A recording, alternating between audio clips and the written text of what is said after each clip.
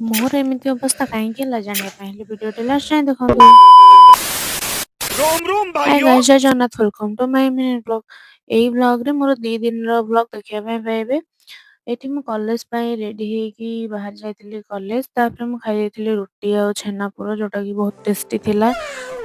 ଏଠି ମୁଁ ଏମିତି ଅବସ୍ଥା ହବାର ମାନେ ହଉଛି ମତେ ବହୁତ ଜୋରରେ ଥଣ୍ଡା ହେଇଥିଲା।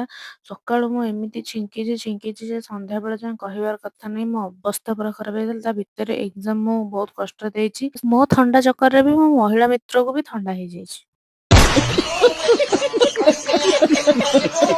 ତାପରେ ଏକ୍ଜାମରୁ ଆସିକି ମୁଁ ଏଠି ଖାଇଥିଲି ଭାତ ଆଉ ମାଛ ତରକାରୀ। ତାପରେ ମେଡିସିନ ଖାଇସାରିକି ଶୋଇଲା ପରେ ମତେ ଟିକେ ତା ପରଦିନ ଭଲ ଲାଗିଥିଲା। ଏଠି ପଢାପଢି ସାରିକି ମୁଁ ବାହାରିକି ଯାଇଥିଲି ଭାରି କଲେଜ।